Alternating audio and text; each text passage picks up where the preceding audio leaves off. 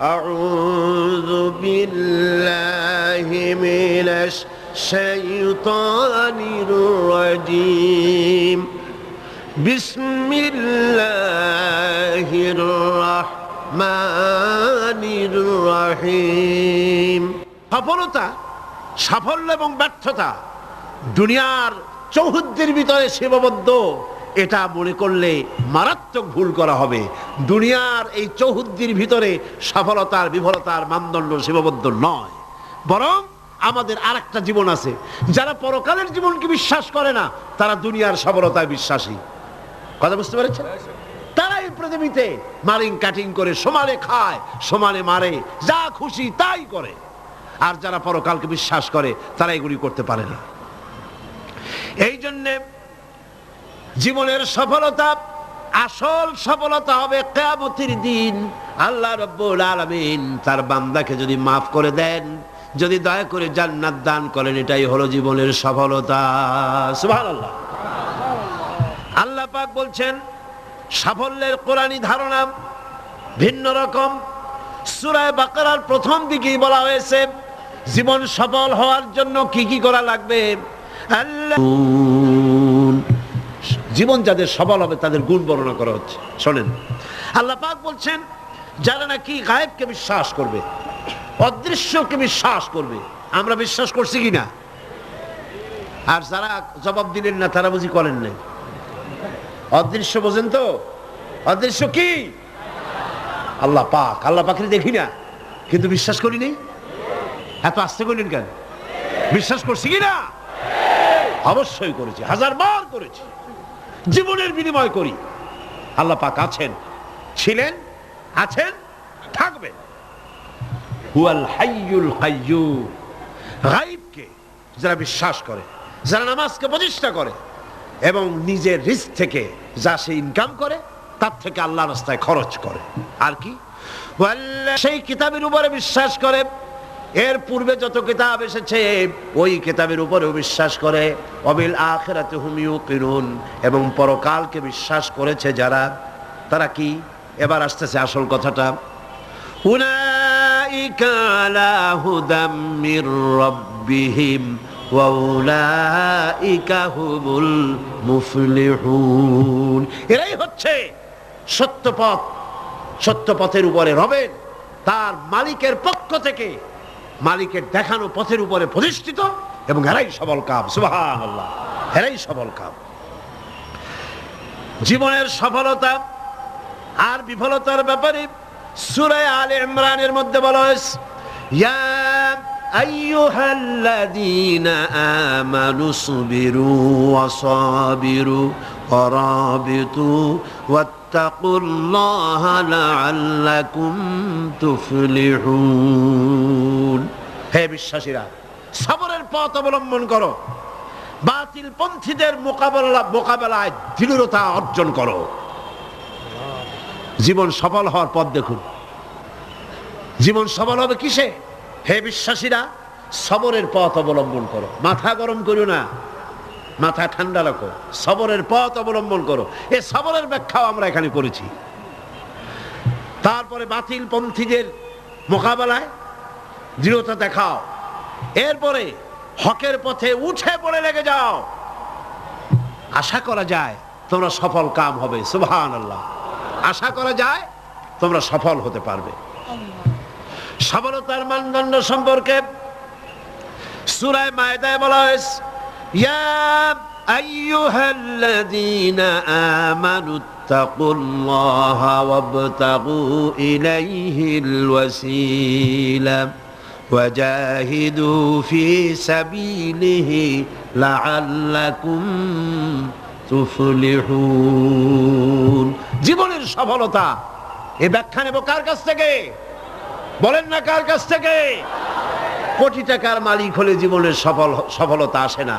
গাড়ি বাড়ি ইন্ডাস্ট্রির মালিক হলে, ক্ষমতায় গেলে জীবনের সফলতা দুনিয়ার চৌহদ্দির ভিতরে সীমাবদ্ধ নয়। ব্যাখ্যা নেব কার কাছ থেকে? ওই আল্লাহ পাক বলছেন, হে বিশ্বাসীরা, জীবন তোমার সফল হবে আল্লাহকে ভয় করো। কারে ভয় করতে হবে? রাষ্ট্রকে, পুলিশকে, আর্মিকে, প্রধানমন্ত্রীকে, প্রেসিডেন্টকে? কার ভয় করতে হবে? জোরে চিল্লা এখন। আল্লাহ রাব্বুল আলামিনকে ভয় করো, আর আল্লাহর নৈকট্য, আল্লাহর দরবারে পৌঁছার জন্য নৈকট্য অবলম্বন করো, নৈকট্য লাভের অনুসন্ধান করো। আল্লাহর কাছে যাওয়ার জন্য নৈকট্য লাভের অনুসন্ধান করো। ওয়াবতাগু ইলাইহিল ওয়াসিলা, এর তাফসীর করা হচ্ছে আমলে সালেহ, নেক কাজ করো। সেই নেক কাজগুলি তোমার জন্য জান্নাতে যাওয়ার ওসিলা হয়ে যাবে। সুবহানাল্লাহ। ওসিলা তালাশ করো। আর হলো আল্লাহর পথে সাধনা করো, চেষ্টা করো, মুজাহিদা করো, জিহাদ করো, সংগ্রাম করো, তাহলে তোমাদের জীবন সফল হয়ে যাবে। আবার সফলতার মানদণ্ড সম্পর্কে সূরা মায়েদার অন্য আয়াতে আল্লাহ পাক বলেন, ইয়া আইয়ুহাল্লাযীনা আমানু ইন্নামাল খামরু ওয়াল মাইসিরু ওয়াল আনসাবু ওয়াল আজলামু রিজসুম মিন আমালিশ শাইতানি ফাজতানিবুহু লাআল্লাকুম তুফলিহুন। হে বিশ্বাসীরা, মদ, জুয়া, মূর্তি চায়, মদ এবং জুয়ার মাধ্যমে তোমাদেরকে আল্লাহর জিকির স্মরণ থেকে গাফিল করে দিতে, তোমাদের পারস্পরিক, তোমাদের মধ্যে শত্রুতা বৃদ্ধি করে দিতে চায়। ফাহাল আনতুম মুনতাহুন, এগুলি শোনার পরেও কি তোমরা এই মদ আর জুয়া থেকে ফিরে থাকবে না? কে বলতেছেন? কে বলতেছেন? এর থেকে ফিরে থাকো, লাআল্লাকুম তুফলিহুন, আশা করা যায় তোমরা সফল কাম হবে। আমরা সফলতার আশা করি আল্লাহ নিষিদ্ধ জিনিসকে জারি করে দিয়ে, আল্লাহ নিষেধ করা জিনিসগুলি চালু করে দিয়ে তার মধ্যে সফলতা আশা করি। আর আল্লাহ বলেন, আমার নিষিদ্ধ করা জিনিসগুলিকে দুনিয়ার বুকে নিষেধ করো, বন্ধ করে দাও, তাহলে সফল হবে। প্রসঙ্গক্রমে আমি আপনাদের সামনে বলতে চাই, 1996 নির্বাচনে আমি পার্লামেন্টে আসার পর মদ জুয়া নিষিদ্ধকরণ বিল 96, এই বিল আমি উত্থাপন করেছিলাম, বিল পেশ করেছিলাম। আপনারা নিশ্চয়ই পত্র পত্রিকায় দেখেছেন, দেখছেন না? সেই বিল উত্থাপন করার পর স্পিকার সাহেব কমিটিতে পাঠায় দিলেন, সংসদীয় কমিটিতে পাঠায় দিলেন। সুদীর্ঘ 2 বছরের ভিতরে এই বিলের কোনো খোঁজ নাই। মারাত্মক ডিপ ফ্রিজের অতল তলে বিল পড়েছিল। সেখান থেকে 15/10/98 তারিখে 2 বছর পর প্রথম আমার বিলের ব্যাপারে একটি মিটিং ডাকা হলো সংসদের কমিটি কক্ষে। আমি এই ঘটনা শুনেছি এই কারণে, এই আয়াতের সঙ্গে রিলেটেড জীবনের সফলতা আর বিফলতার মানদণ্ড কোথায়। আমরা মনে করি আল্লাহ নিষিদ্ধ করা জিনিসগুলি চালু করলেই জীবনে সফলতা আসবে, আর আল্লাহ কয় আমার নিষিদ্ধ করা জিনিসগুলি রাষ্ট্রীয়ভাবে নিষিদ্ধ করলেই জীবন সফল হবে। মিটিং বসলো, সেই মিটিং অন্তত 50-60 জন লোক আসছেন। কারা এসেছেন? বিভিন্ন মন্ত্রণালয়ের সিনিয়র অফিসার, সচিব, উপসচিব পর্যায়ের লোকেরা এসছেন। এমপি আসছেন কয়েকজন, সরকারি দলের, বিরোধী দলের। আমাকে তো ডেকেছেই। আমার মনে হলো, আশান্বিত হলাম, 2 বছর পরে হলেও বিল তো মরে নাই, জিন্দা আছে।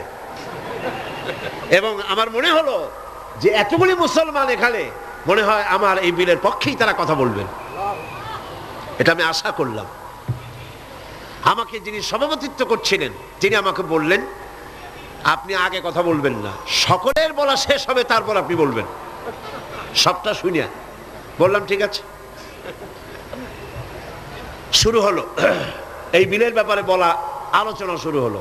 বিলের ব্যাপারে ফাইল তৈরি হয়েছে, এত বড় আমার কাছে ফাইল আছে। বিভিন্ন মন্ত্রণালয় মদ নিষিদ্ধ করলে, জুয়া নিষেধ করলে এই দেশের কি হবে, এই ব্যাপারে তারা তাদের মন্তব্য দিয়েছে। মন্ত্রণালয়ের মন্তব্য, জাতিসংঘ কি ফতোয়া দিয়েছে তাও আছে, সার্ক এ ব্যাপারে কি ফতোয়া দিয়েছে তাও আছে। এত বড় ফাইল। শুরু হলো প্রথমেই অর্থ মন্ত্রণালয়। সভাপতি সাহেব বললেন আপনি বলেন এই বিলের ব্যাপারে। অর্থ মন্ত্রণালয় বলল, মাননীয় সভাপতি, যদি এই বিল কার্যকরী হয়, মদ যদি বন্ধ করে দেওয়া হয়, তাহলে আমার দেশ প্রতি বছর 28 কোটি টাকার রাজস্ব ইনকাম থেকে মাহরুম হয়ে যাবে। স্বাস্থ্য মন্ত্রণালয় বলল, মদ যদি না থাকে জনগণের স্বাস্থ্য শেষ।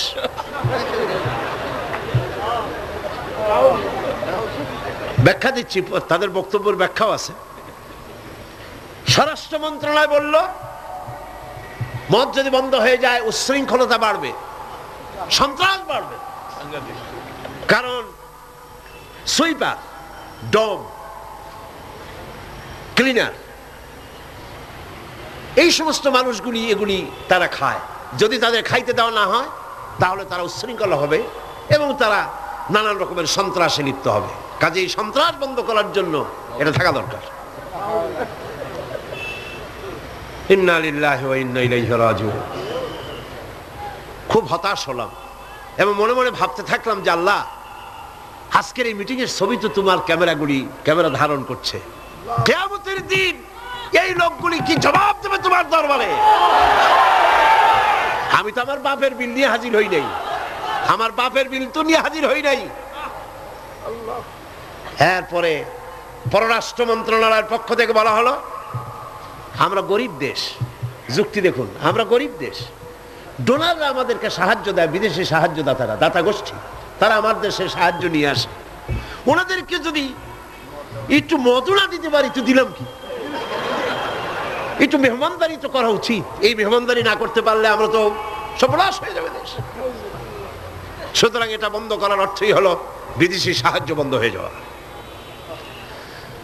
এইভাবে বিভিন্ন মন্ত্রণালয় বলতে লাগলেন আর আমি বসে বসে কুইনিয়ান গিলতে লাগলাম।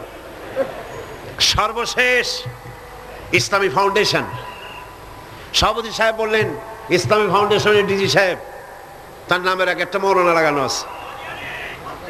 তিনি বললেন, মৌলানা সাহেব আপনি বলেন। আমি এই লোকটার চেহারা জীবনে দেখি নাই, ওই প্রথম দেখলাম। আমি ভাবলাম অন্তত সে যাই হোক, নামের আগে যখন একটা মৌলানা আছে, জি, তাহলে উনি এই বিলের পক্ষে কথা বলবেন, আমার ধারণা হলো। কিন্তু সর্বনাশ, তিনি বললেন কি, আহা, চাকরি করতে গিয়ে মানুষ এইভাবে ইমান বিক্রি করে? অবাক হলাম আমি। চাকরি করতে গিয়ে মানুষ তার ইমান বেচে।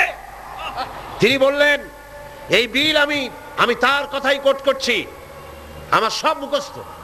তিনি বললেন, এই বিল আমি আগে পাই নাই, মিটিং এসে বিলটা পেলাম। বিল পড়ে দেখলাম যিনি বিল উত্থাপন করেছেন তিনি একটি ধর্মীয় আবেগের উপরে ভিত্তি করে এই বিল পেশ করেছেন। এটি হচ্ছে ইসলামের নামে আরেকটি অনইসলামিক কাজ। তিনি বললেন এইটা এর কারণ হলো যুক্তি। শোনেন যুক্তি, কত বড় আলেম তিনি, সোজা কথা। তিনি বলছেন যে আমার দেশে অমুসলিমরা আছে, আমার জন্য যেটা হারাম সেটা তাদের জন্য হালাল, আমাদের জন্য যেটা হালাল সেটা তাদের জন্য হারাম। আমার দেশে অমুসলিম বহুত আছে, সুতরাং আমরা যদি মদ নিষিদ্ধ করি অন্য জাতির উপরে তা জুলুম হবে। আর আল্লাহ বলেছেন লা ইকরাহা ফিদ্দীন, ইসলামে কোনো বাড়াবাড়ি নেই। তিনি আরো এক ধাপ আগিয়ে গেলেন। তিনি বললেন, শুধু এই বিলের ব্যাপারেই নয়, বাংলাদেশের সংবিধানের মধ্যে আল্লাহর উপর ঈমান এবং অবিচল আস্থার কথা বলেও অমুসলিমদের উপরে, সংখ্যালঘুদের উপরে প্রেসার ক্রিয়েট করা হয়েছে, জুলুম করা হয়েছে। এই বক্তব্য শেষ হওয়ার পর আমাকে সময় দিল, কপাল খারাপ, মাগরিবের বাকি তখন 10 মিনিট, সামান্য সময় পেলাম।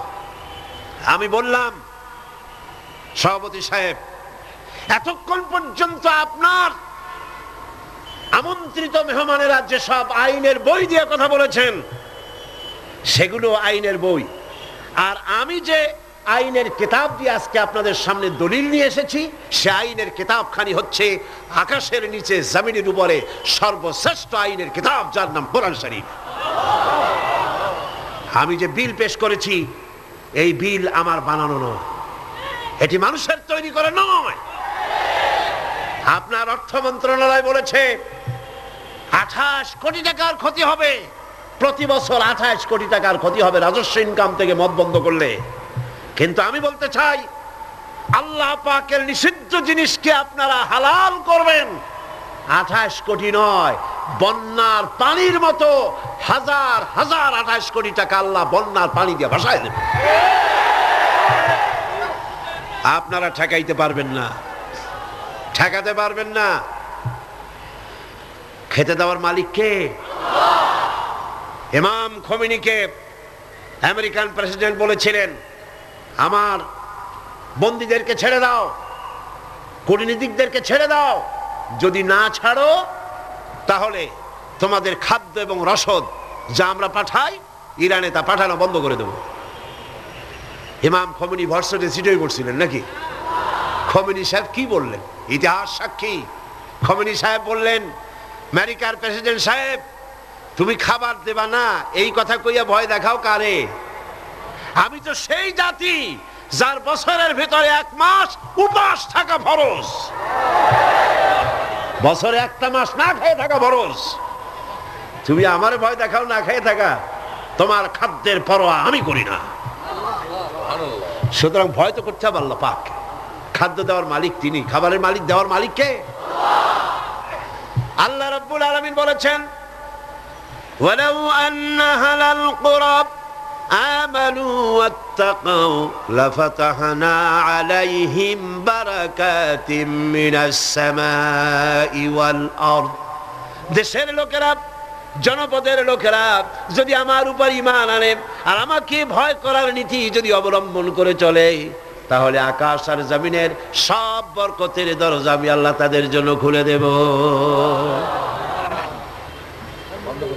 রিজক দেওয়ার মালিক তো আল্লাহ। কে মালিক? আল্লাহ পাক। আল্লাহর হারাম জিনিসকে আপনারা জারি রেখে 28 কোটি টাকা পাওয়ার লোভ করছেন। কত 28 কোটি চলে যাবে ঠিক পাবেন না। পেঁয়াজের ঝাঁজ কত টের পান না এখন? পেঁয়াজের ঝাঁজ কত? এক সময় সিলেটের নাম ছিল 2টি পাতা 1টি কুড়ির দেশ, ঠিক না? 2টি পাতা 1টি কুড়ির দেশ সিলেট। আর এখন 2টি কাঁচামরিচ 1টি পেঁয়াজের দেশ বাংলাদেশ। মানুষ যখন নিজের দাম বোঝে না তখন আল্লাহ জিনিসের দাম বাড়ায় দেয়। দাম কার? পেঁয়াজের নাম আর কার দাম? মানুষের দাম।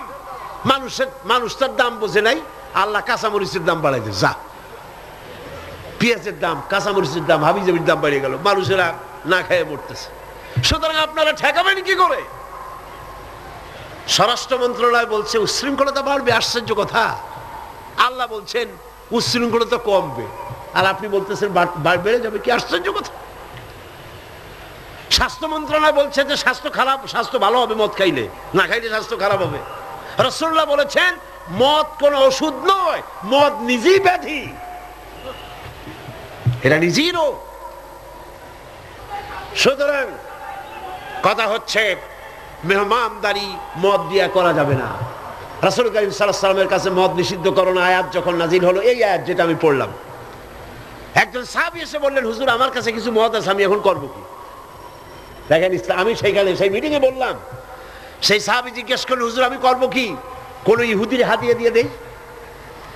আল্লাহ নবী বললেন, মদ নিষিদ্ধকরণ আয়াত যখন নাজিল হয়ে গেছে, এখন এই মদ যদি কারো কাছে অবশিষ্ট থাকে, না তা খাওয়া যাবে, না তা হাদিয়া দেওয়া যাবে, না তা বিক্রি করা যাবে, রাস্তায় ফেলে দাও। ফেলে দেওয়া ছাড়া এর কোনো পথ নাই।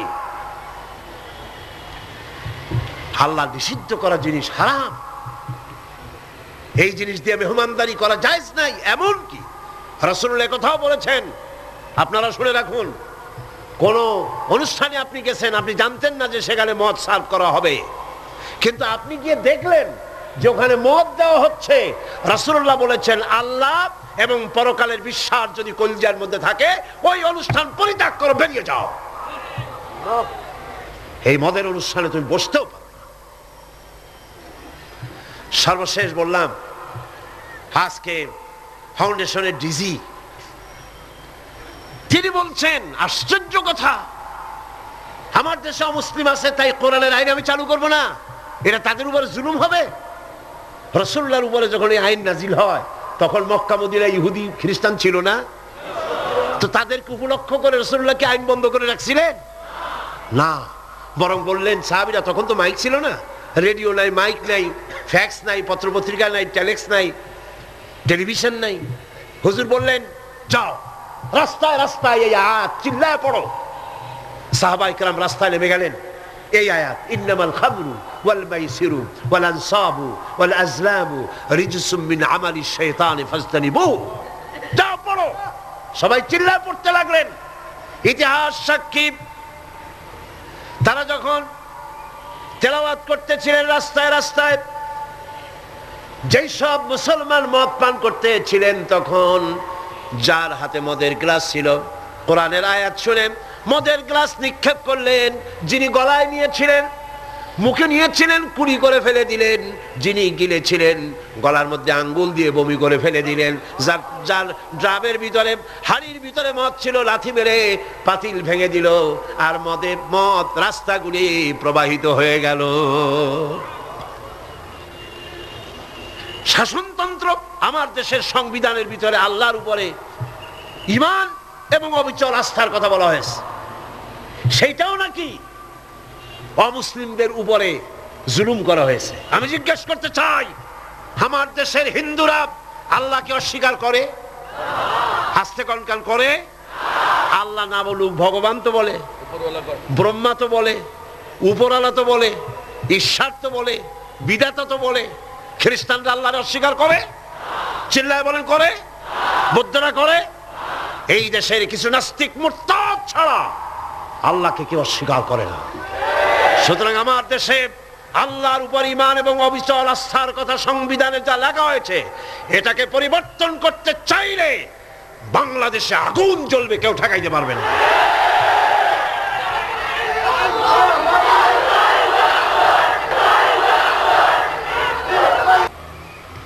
দুই বছর পর একবারের জন্য এটা উঠলো, আমি সব কথা বলতে পারলাম না, মাগরিবের আজান হয়ে গেল। আমাকে বলা হলো এই বিল আবার আরেকদিন আমরা মিটিং করব। সেদিন পার্লামেন্ট চলাকালীন সময় বিলের উপর রিপোর্ট দেওয়া হলো। আমি দাঁড়ায়া বিধি অনুযায়ী কথা বলতে চাইলাম, কথা বলতে পারলাম না, কথা বলতে দেওয়া হলো না। যাই হোক, সেটা ভিন্ন কথা। আল্লাহ পাকের কাছে ছেড়ে দিয়েছি। আমরা চাই পৃথিবীর দ্বিতীয় বৃহত্তম মুসলিম দেশ বাংলাদেশ, এইখানে মদ এবং জুয়া নিষিদ্ধ ঘোষণা করা হোক। আপনারা চান কিনা? চান কিনা? চান কিনা? আল্লাহ রাব্বুল আলামিন বলছেন, যেটাই হলো সফলতার মানদণ্ড, দুনিয়ার চৌহদ্দির ভিতরে এই সফলতা নির্ভর করে না। সূরা হজে বলা হয়েছে, ইয়া আইয়ুহাল্লাযীনা আমানু রুকউ ওয়াসজুদু ওয়া'বুদু রাব্বাকুম ওয়াফআলুল খায়রা লাআল্লাকুম তুফলিহুন। হে বিশ্বাসীরা, রুকু করো, তোমরা রুকু এবং সিজদা করো, আর নিজের রবের বন্দেগী করো, নেক কাজ করো। এই কাজগুলি করলে তোমরা সফল কাম হতে পারবে। সফলতার মানদণ্ড এখানেই আল্লাহর হুকুম, আল্লাহর আনুগত্যের সামনে নিজের মাথা নত করে দেওয়ার মধ্যেই, এটার মধ্যেই রয়েছে সফলতা। আল্লাহ পাক সেই কামিয়াবি দুনিয়া এবং আখিরাতে আমাদেরকে দান করুন। আমরা বলি আমিন, আমরা বলি আমিন। এর ফলে আল্লাহ পাক আরেকটি গুরুত্বপূর্ণ কথা সামনে বলছেন। আল্লাহর কথা সবই গুরুত্বপূর্ণ। আল্লাহর কথা কি? সবই গুরুত্বপূর্ণ। আল্লাহ পাক বলেন, وَمِنَ النَّاسِ مَن يَشْتَرِي لَهْوَ الْحَدِيثِ لِيُضِلَّ عَن سَبِيلِ اللَّهِ بِغَيْرِ عِلْمٍ وَيَتَّخِذَهَا هُزُوًا أُولَئِكَ لَهُمْ عَذَابٌ مُهِينٌ। লোকেদের মধ্যে এমন লোক আছে যারা মনোমুগ্ধকর কথা কিনে আনে জ্ঞান ছাড়াই, আল্লাহর পথ থেকে মানুষকে ফিরায় রাখার জন্য। ওয়াত্তাখিযাহা হুজুয়া, আর আল্লাহর পথে মানুষ যেন চলতে না পারে সেই জন্য এই পথকে তারা হাসি এবং ঠাট্টা বিদ্রুপ করে। উলাইকা লাহুম আযাবুম মুহিন, এদের জন্য রয়েছে লাঞ্ছনাকর শাস্তি। আর কি? وَإِذَا تُتْلَى عَلَيْهِ آيَاتُنَا وَلَّى مُسْتَكْبِرًا كَأَنْ لَمْ يَسْمَعْهَا كَأَنَّ فِي أُذُنَيْهِ وَقْرًا فَبَشِّرْهُ بِعَذَابٍ أَلِيمٍ। আর যখন তাকে আমার আয়াত তেলাওয়াত করে শোনানো হয়, সে দর্প ভরে অ্যাবাউট টার্ন করে, দর্প পরে পিঠ ফিরায় চলে যায়। কাল্লাম ইয়াসমাহা, যেমন সে শুনতেই পায় নাই। কান্না ফি উযনাইহি ওয়াকরা, যেন সে বধির কালা, আমার কথা যেন শুনিই নাই, এমনই অবস্থা। এই লাহওয়াল হাদিস, এই জিনিসটাকে এটা বুঝতে হবে। এই মুহূর্তে সবচাইতে জরুরি কথা লাহওয়াল হাদিস। এগুলো হচ্ছে একদিকে আল্লাহর পক্ষ থেকে পথ নির্দেশনা আসছে, অনুগ্রহ আসছে, সেটার নাম হচ্ছে, সেটা দিয়ে লোকেরা লাভবান হচ্ছে, তার নাম কিতাব কোরআন শরীফ। তার নাম কি? কোরআন শরীফ। অন্যদিকে ওই সব সৌভাগ্যবান ব্যক্তির পাশাপাশি এমন দুর্ভাগা লোকেরাও রয়েছে যারা আল্লাহর আয়াতের মোকাবেলায় ভিন্ন পদ্ধতি গ্রহণ করেছে। সেটা কি? তারা বিভিন্ন মনোমুগ্ধকর কথা বিভিন্ন জায়গা থেকে আমদানি করেছে। হাদিস শরীফে এসেছে, নজর ইবনে হারেস, কুরাইশদের এক ব্যক্তি, সে বলল, তোমরা মুহাম্মদ সাল্লাল্লাহু আলাইহি ওয়াসাল্লামের কারণ রাসূলুল্লাহর চেহারা দেখে, রাসূলুল্লাহর ব্যবহারে ইসলামের দিকে আকৃষ্ট হচ্ছে, আর কোরআন শুনে মানুষ পাগল হয়ে যাচ্ছে। সুবহানাল্লাহ। নবীজি যখন তেলাওয়াত করতেছেন, কাফের বেঈমানেরা চতুর্দিক থেকে দাঁড়ায় যাচ্ছে। রাসূলুল্লাহর তেলাওয়াত শুনে শুনে নিজেদের অজান্তে চোখের থেকে পানি পড়তেছে, আর মুখ দিয়া বেসাখতা বেরিয়ে যাচ্ছে। লা ইলাহা ইল্লাল্লাহু মুহাম্মাদুর রাসূলুল্লাহ। জোরে পড়ে লা ইলাহা লা ইলাহা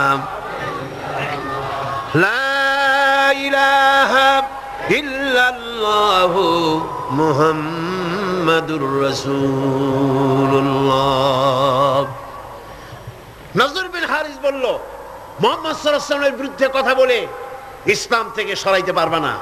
আমি বুদ্ধি এঁটেছি, আমি এক কায়দা করব, দেখবা লোকেরা এখানে আর আসবে না। সেটার জন্য সে চলে গেল বাগদাদ। মক্কা থেকে বাগদাদ ইরাক চলে গেল। ইরাক থেকে পুরানা রাজা বাদশাদের কিসসা কাহিনী কিনে আনলো। সেই কিসসা কাহিনী কিনে এনে সেইগুলি কিসসার এক বিরাট আসর বসাইলো। আর সেই আসরকে আরো আকর্ষণীয় করার জন্য নর্তকী, সুন্দরী, গায়িকা, নায়িকা এদেরকে আনা হলো। এই দিয়ে মানুষকে কোরআন থেকে ফিরায় রাখার জন্য চেষ্টা করলো, আর ইসলামের রাস্তাকে, কোরআনকে ঠাট্টা বিদ্রুপ তারা করতে লাগলো। বন্ধুগণ, আল্লাহ রাসূল আখিরাত এবং নৈতিক চরিত্রে শোনার ইচ্ছাই যেন লোকেরা হারিয়ে ফেলে, সেই জন্য এই চেষ্টা তারা করলো। যেমন আজকাল ইসলাম থেকে দূরে সরাবার জন্য চেষ্টাটা চলছে। এই চেষ্টা চলতেছিল রাসূল করিম সাল্লাল্লাহু আলাইহি ওয়াসাল্লামের সময়। কোরআন যাতে শুনতে না পারে সেজন্য নায়িকা এনেছে, গায়িকা এনেছে, সেজন্য তারা গল্পের আসর বসিয়েছে, সাংস্কৃতিক আন্দোলন করেছে। এগুলি করে কোরআন থেকে ফিরাবার হাজারো প্রচেষ্টা করেছে। আর আজও একই পদ্ধতিতে গোটা জাতিকে চরিত্রহীন বানাবার লাহওয়াল হাদিস দিয়ে প্রচেষ্টা চলছে। ঠিক কিনা? ঠিক কিনা? আজ দেখেন দেশের সরকারের পৃষ্ঠপোষকতায় নর্তকী, গায়িকা, নায়িকা বন্যার পানির মতো ভারত থেকে আসতেছে। ঠিক কিনা? এরপরে আল্লাহর কোরআনের পথে বাধা দেওয়ার জন্য নাচ, গান, নাটক, সিনেমা ইত্যাদির আমদানি করা হচ্ছে। এগুলি করে ইসলামের পথে বাধার সৃষ্টি করা হচ্ছে। দর্শন বাড়তেছে, চরিত্রহীনতা ক্রমান্বয়ে বাড়তেছে। এগুলি সব হচ্ছে লাহওয়াল হাদিস। এগুলি কি বলুন? লাহওয়াল হাদিস। এই লাহওয়াল হাদিস থেকে আল্লাহ পাক বাঁচার জন্য বলেছেন, যারা কেনে এই লাহওয়াল হাদিস, যারা কেনে অর্থাৎ নিরর্থক, মনোমুগ্ধকর, আকর্ষণীয়, আল্লাহর পথ থেকে ফিরাবার যত ব্যবস্থা আছে সবগুলি হচ্ছে লাহওয়াল হাদিস। এগুলি তারা কেন করে? এগুলি করে লিইউদিল্লা আন সাবিলিল্লাহ, আল্লাহর রাস্তা থেকে মানুষগুলোকে ফিরাবার জন্য, আর কোনো কারণ নেই। মুন্সিগঞ্জে আমার এক মাহফিল ছিল, নারায়ণগঞ্জের এপার। সেই জায়গায় প্রোগ্রামটা আমার শুক্রবার দিন প্রোগ্রাম হবে সকাল 8টায়, একটা দোয়ার মাহফিল। সেই মাহফিলে গিয়ে রাতের বেলায় মঞ্চ গেট পোড়ায় দিয়েছে, মাহফিল যাতে না হতে পারে সেজন্য সরকারি ছত্রছায়ায় এই কাজটি সেখানে করা হয়েছে। আমি শুনে বললাম, যারা এই কাজটা করলো তারা তো মাহফিলের প্যান্ডেলে আগুন দেয় নাই, নিজেদের তকদিরে আগুন লাগাইছে, নিজেদের তকদিরে আগুন লাগাইছে। জীবনে তো গানের প্যান্ডেলে আগুন দাও নাই, থিয়েটারের গেটে আগুন দাও নাই, জীবনে কোনোদিন যাত্রার প্যান্ডেলে আগুন দাও নাই। সেই প্যান্ডেলটা আগুন দিলা যেখানে বসে কোরআনের কথা বলা হয়, যেখানে হাদিসের কথা বলা হয়। আগুন কপালে দিয়েছো, তকদিরে পোড়াইছো। যে হাত দিয়ে কোরআনের মাহফিলের মঞ্চের প্যান্ডেল পোড়ানো হয়েছে, এই হাত তো সাথে থাকার কথা নয়। এরপরে আল্লাহ পাক বলছেন, এদের অবস্থাটা কি? এরা ওয়াইত্তাখিযাহা হুজওয়া, আল্লাহর পথে আহ্বানকারীদেরকে তারা ঠাট্টা বিদ্রূপ করে। লিইউদিল্লা আন সাবিলিল্লাহ, একদিকে তো আল্লাহর রাস্তায় বাধা সৃষ্টি করে যাতে করে আল্লাহর পথে আসতে না পারে, তার জন্য হাজারো প্রচেষ্টা করে। 2 নম্বরে ঠাট্টা বিদ্রূপ করে ইসলামওয়ালা, টুপিওয়ালা, নামাজওয়ালা, দাড়িওয়ালা, নানান কথা বলিয়া ইসলাম যারা করে তাদেরকে ঠাট্টা এবং বিদ্রূপ করে। আল্লাহ বলেন, এই যে লাঞ্ছনা করতেছ নবীকে, কোরআনকে, ইসলামকে, ইসলামের দায়ীদেরকে, আর আমি তোমাদের জন্য তোমরা যে ইসলামকে লাঞ্ছনা করছো, মুসলমানদেরকে লাঞ্ছিত করছো, এই জন্য আমি আল্লাহ তোমাদের জন্য রেখেছি উলাইকা লাহুম আযাবুম মুহিন। ইসলামকে যারা লাঞ্ছিত করছো, মুসলমানদেরকে যারা লাঞ্ছনা দিচ্ছ, তোমাদের জন্যই লাঞ্ছনাদায়ক শাস্তি আমি আল্লাহ রেখে দিয়েছি কিয়ামতের দিন। এদের অবস্থাটা কি? আল্লাহ বলেন, এদের অবস্থা হচ্ছে وَإِذَا تُتْلَى عَلَيْهِ آيَاتُنَا وَلَّى مُسْتَكْبِرًا كَأَنْ لَّمْ يَسْمَعْهَا كَأَنَّ فِي أُذُنَيْهِ وَقْرًا। এদেরকে যখন আল্লাহর আয়াত তেলাওয়াত করে শোনানো হয়, দর্প পরে পিঠ ফিরায় চলে যায়, আমল দিতে চায় না। আল্লাহ বলেন, এমন ভাবে অহংকারে ফিরে যায়, কান্না ফি উযনাইহি ওয়াকরা, মনে হয় যেন কানা বধির, শুনি নাই। ফাবাশশিরহু বিআযাবিন আলীম, এদেরকে কঠিন শাস্তির সুসংবাদ দাও। কঠিন শাস্তির কি দাও? কঠিন শাস্তির কি সুসংবাদ হয়? কি হয়? দুঃসংবাদ। আল্লাহ বলছেন কি? সুসংবাদ। এটা একটা দৃষ্টান্ত দিলে আপনারা বুঝবেন। আমি মাঝে মধ্যে এটা দৃষ্টান্ত দিয়ে এভাবে বুঝাই। ছেলে যদি মায় কন্ট্রোল করতে না পারে, খুব দুষ্ট ছেলে, মায় কন্ট্রোল করতে পারে না, মা তখন বলে, আমার কথা তো শুনলি না, দাঁড়া, অপেক্ষা কর, তোর বাবা আসবে, আমি তার কাছে বলবো। এমন পিঠটি লাগাবে, তখন মজা টের পাবি। পিটাইলে কি মজা লাগে নাকি? তাহলে এটা বলছে কেন? শাস্তির তীব্রতা বুঝাবার জন্য। সেই জন্য আল্লাহ পাক বলছেন, ফাবাশশিরহু, এদেরকে সুসংবাদ শোনাও। পীড়াদায়ক, যন্ত্রণাদায়ক শাস্তি এদের জন্য রয়েছে যারা ইসলামের পথে বাধা দেয় আর ইসলামকে গিয়ে যারা ঠাট্টা বিদ্রূপ করে। মরিয়া দেখো, তারপরে টের পাবা। এখন তো কিছু আল্লাহ কবে না। আল্লাহ খুব, আল্লাহর ধৈর্য আমাদের চাইতে কম না বেশি? সুবহানাল্লাহ, সুবহানাল্লাহ, কম সুবহানাল্লাহ। চিন্তা করা যায়, আল্লাহ যদি আমাদের মতো এরকমের বদমেজাজি হইতেন, মেজাজ খারাপ হইতো, কবে ভাঙ্গে চুরে সব শেষ করে ভালাইতেন। আল্লাহর কত ধৈর্য, সুবহানাল্লাহ, কত ধৈর্য। আল্লাহ অপেক্ষা করতেছেন, সময় দিচ্ছেন। ওয়ায়ামুদ্দুহুম ফি তুগয়ানিহিম ইয়ামাহুন। আল্লাহ পাক সার্কাসদেরকে, সীমা লঙ্ঘনকারীদেরকে ঢিল দিচ্ছেন, কর, যদ্দুর পারিস কর। তারপরে যখন প্রান্ত সীমায় চলে যায়, এরপর আল্লাহ পাক ধরেন, আর যখন ধরেন তখন ছাড়াই নিতে পারে এমন ক্ষমতা পৃথিবীর কারো। আল্লাহ পাক বলছেন, ইন্নাল্লাযীনা আমানু ওয়া আমিলুস সালিহাতি লাহুম জান্নাতুন নাঈম খালিদিনা ফিহা ওয়াদাল্লাহি হাক্কান ওয়া হুয়াল আজিজুল হাকীম। নিশ্চয়ই যারা ঈমান এনেছে, আমলে সালেহ করেছে, তাদের জন্য রয়েছে নিয়ামতে পরিপূর্ণ জান্নাত। সুবহানাল্লাহ। গালাগালি সহ্য করো, তোমরা গালাগালি সহ্য করো, মার সহ্য করো, অত্যাচার সহ্য করো, জুলম সহ্য করো, আর নিজেদের কদমকে মজবুত করো, দ্বীনকে প্রতিষ্ঠার পথে এগিয়ে যাও। আল্লাহ পাক বলছেন, আমি তোমাদের জন্য নিয়ামতে পরিপূর্ণ জান্নাত রেখেছি, ওদের জন্য দুনিয়া, তোমাদের জন্য জান্নাত। সুবহানাল্লাহ। হুনাইনের যুদ্ধ থেকে, হুনাইনের জিহাদ থেকে রাসূলুল্লাহ যখন ফিরতেছিলেন, ফেরার পথে গনিমতের মালগুলি ভাগ করতেছিলেন, গনিমতের মাল ভাগ করছিলেন, তখন মক্কা শরীফ থেকে যে সমস্ত মুসলমানরা এসেছিলেন তাদেরকে রাসূলুল্লাহ বেশি দিলেন, ছাগল বেশি দিলেন, গনিমতের মাল ছাগল বেশি দিলেন, উট বেশি দিলেন, আর আনসারদেরকে কম দিলেন। হযরত সাদ রাদিয়াল্লাহু তাআলা আনহু, যিনি আনসারদের নেতা ছিলেন, তিনি রাসূলুল্লাহকে বললেন, হুজুর, বন্টন যা করলেন এতে কিন্তু আনসারেরা একটু নারাজ হয়ে গিয়েছে, তারাই বেশি স্যাক্রিফাইস করলো, অথচ গনিমতের মাল তারা কম পেয়ে গেল। হুজুর বললেন, তোমার মত কি? কয়, আমিও ওই রকমই, অর্থাৎ ওইটাই সমর্থন করি, আমাদেরকে একটু বেশি দেওয়া উচিত ছিল। রাসূলুল্লাহ কি বললেন? সুবহানাল্লাহ। রাসূলুল্লাহ বললেন, একটু পরেই তুমি দৃশ্যটা দেখবা, ও সাদ, ও আনসারেরা, একটু পরেই দৃশ্যটা দেখবা।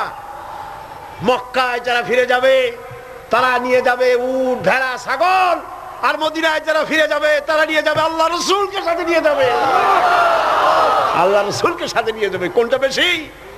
সুবহানাল্লাহ। দুনিয়ায় ঠাট্টা করে, বিদ্রুপ যারা করে, গালাগালি করে, সহ্য করো এবং তাহাম্মুলের সাথে পরিস্থিতির মোকাবেলা করো। আল্লাহ পাক বলছেন, অপেক্ষা করো, ওদের জন্য দুনিয়ায় সব শেষ, যত সেলুট এইখানে শেষ, এরপরে সেলুট শুরু হবে কবরের মধ্যে নিয়ে, আসল সেলুট, ঠিক পাইছেন? আসল সেলুট শুরু হয়ে যাবে কবরের মধ্যে গিয়া। আগ পর্যন্ত যদ্দূর পারো করো। আর মুসলমানদের দুঃখ দুর্দশা ঈমানদারদের জন্য মওতের আগ পর্যন্ত শেষ। এরপরে আল্লাহ পাক বলেছেন, চিরস্থায়ী জান্নাত দেব, খালিদিনা ফিহা আবাদা, চিরকাল জান্নাতের মধ্যে থাকবা। সুবহানাল্লাহ। তবে এখানে আপনি সবর করে থাকবেন, আমার কথার ভুল অর্থ করবেন না যে আমরা শুধু মার খেতে থাকবো আর সবর করব, আর মাতবাড়ি, রাজনীতি, সমাজনীতি, ক্ষমতা, সব দেশের ফাসেক, ফুজ্জার, সারাবি, জানি, কাবাবি, ওরা থাকবে মাথার উপরে, আর আমরা খালি সবর করে যাব না। কথা কিন্তু সেটা না। কথা হচ্ছে ধৈর্যের সাথে পথ অতিক্রম করেন, মঞ্জিলের পানে এগিয়ে যান। মঞ্জিল কি? কোরআনের আইন চালু হওয়া। মঞ্জিল কি? আল্লামা ইকবাল বলেছেন, মঞ্জিলের দিকে এগিয়ে যাও, মঞ্জিলের পথে গন্তব্যে এগিয়ে চলো, সেই পর্যন্ত চলতে থাকো যতক্ষণ পর্যন্ত তোমার নাকের থেকে শ্বাস আসা যাওয়া করে। যতক্ষণ পারো মঞ্জিলে পৌঁছাবার জন্য দৌড়াও, যখন দৌড়াতে পারবে না, পায়ে যখন শক্তি নাই, তখন হামাগুড়ি দাও, হামাগুড়ি দিয়াও যখন এগোতে পারো না গড়াতে থাকো, যখন তাও পারো না তখন মঞ্জিলের পানে তাকায় থাকো, যতক্ষণ চোখের পাতা তোমার স্তব্ধ হয়ে না যায়। চোখের পাতা নীরব নিস্তব্ধ না হওয়া পর্যন্ত মঞ্জিলের পানে তাকায় থাকো। আমরাও ধৈর্য ধারণ করে পরিস্থিতির মোকাবেলা করব। ওরা অস্ত্র নিয়ে আসবে, আমরাও অস্ত্র ধারণ করব। সেই অস্ত্র বন্দুক নয়, কামান নয়, রিভলভার নয়, স্টেনগান নয়, এসএলআর নয়, দুনিয়ার মানুষের বানানো অস্ত্র নয়। ওদের অস্ত্রের মোকাবেলা করব ঈমানের অস্ত্র দিয়ে, চরিত্রের অস্ত্র দিয়ে। কিসের অস্ত্র দিয়ে? চরিত্রের অস্ত্র দিয়ে, ঈমানের অস্ত্র দিয়ে এদের মোকাবেলা করব। আর ইনশাআল্লাহ বাংলার জমিনে দ্বীন প্রতিষ্ঠা আমরা করব ইনশাআল্লাহ। আল্লাহ পাক বলছেন, এইভাবে যারা ঈমান আনবে, আমলে সালেহ করবে, ওদের জন্য জান্নাতুন নাঈম, নিয়ামতে পরিপূর্ণ জান্নাত দেব, খালিদিনা ফিহা, ওর মধ্যে তারা চিরকাল থাকবে। ওয়াদাল্লাহি হাক্কান, আল্লাহর প্রতিশ্রুতি অকাট্য। আল্লাহ ওয়াদা খেলাপ করেন না? কইলেন কেন? আসতে বললেন কেন? আল্লাহ ওয়াদা খেলাপ করেন? কখনো নয়, অকাট্য প্রতিশ্রুতি। শেষে গিয়ে বলছেন ওয়াহুয়াল আজিজুল হাকিম, তিনি প্রজ্ঞাময় এবং পরাক্রমশীল। তিনি যে ওয়াদা করেন সেই ওয়াদা পালনের পথে বাধা সৃষ্টি করতে পারে এমন ক্ষমতা আকাশেও নাই, জমিনেও নাই। আল্লাহ রাব্বুল আলামিন আমাদেরকে সেই আল্লাহর পথে ঈমান এনে চলার তৌফিক দান করুন বলি আমিন। মুনাজাতের জন্য দাঁড়ানো ভাইরা বসুন, যত লোক দাঁড়ানো আছেন সবাই বসুন। لنكونن من الخاسرين ربنا لا تزغ قلوبنا بعد إذ هديتنا وهب لنا من لدنك رحمة إنك أنت الوهاب। আয় আল্লাহ তাআলা, হাজার হাজার মুসলমান নরনারী দীর্ঘক্ষণ ধরে তোমার কোরআনের কথা শুনেছি। আল্লাহ মেহেরবানি করে আমাদের আলোচনা দরুদ ও সালামের সওয়াব রাসূল করিম সাল্লাল্লাহু আলাইহি ওয়াসাল্লামের রূহ মুবারকে পৌঁছায় দাও। হে আল্লাহ তাআলা, আমরা যারা হাত তুলেছি এর মধ্য থেকে মা বাপ যাদের দুনিয়া থেকে জন্মের মতো বিদায় হয়ে গেছে, আল্লাহ কবরগুলিকে জান্নাতের টুকরায় পরিণত করে দাও। রব্বির হামহুমা কামা রব্বায়ানি সগীরা। সবাই পড়েন রব্বির হামহুমা কামা রব্বায়ানি সগীরা। হায় আল্লাহ তাআলা, সারা জীবন আমরা গুনাহ করেছি, দয়া করে মেহেরবানি করে আমাদের জিন্দেগীর সমস্ত গুনাহ খাতা মাফ করে দাও। হে আল্লাহ তাআলা, এত বড় মাহফিল, এই মাহফিলের আয়োজন ইসলামী সমাজ কল্যাণ পরিষদ প্রতি বছর করে। আল্লাহ তুমি জানো। হে আল্লাহ তাআলা, তুমি দয়া করে মেহেরবানি করে এই মাহফিলের 5টা দিন তুমি তোমার কুদরতি নিজাম দিয়ে চালায় দিও। হে আল্লাহ, অর্থনৈতিক দিক থেকে যে অসুবিধা আছে, হে আল্লাহ তাআলা, মালদার লোক যারা, আয় আল্লাহ তুমি দয়া করে তাদের দিলকে বড় করে দাও। তারা যেন ওনাদের সঙ্গে দেখা করে গোপনে গোপনে তোমার নবী যেভাবে বলেছে ডান হাতে দাও বাম হাতে যেন ঠেল না পায়। এইভাবে করে কোরআনের খেদমতে এই এলাকার মুসলমানগুলি যেন, মুসলমান নারী পুরুষ সবাই যেন এগিয়ে আসে। আল্লাহ সকলের দিল আর হাত তুমি খুলে দাও রব্বুল আলামিন। আয় আল্লাহ তাআলা, কোরআনে কারীমের কথা শোনার জন্য দূর দারাজ থেকে লোকেরা আসে, আর যারা এখানে বলেন আল্লাহ তুমি দয়া করে তাদের বলার তৌফিক দান করে দিও। আপনারা দোয়া করেন আমার কণ্ঠস্বরের জন্য, শরীরের জন্য। আল্লাহ যেন এই মাহফিলের জন্য উপযোগী কথা যেন হক ভাবে সুন্দর করে মানুষের সামনে উপস্থাপন করার তৌফিক যেন আল্লাহ পাক দান করেন। আমি যা বলি তার জন্য আমি নিজে আমল করতে পারি, আল্লাহ এই তৌফিক যেন দান করেন। ربنا تقبل منا إنك أنت السميع العليم وتب علينا إنك أنت التواب الرحيم سبحان ربك رب العزة عما يصفون وسلام على المرسلين الحمد لله رب العالمين واجعل آخر كلمة عند الموت لا إله إلا الله محمد رسول الله। السلام عليكم ورحمة الله।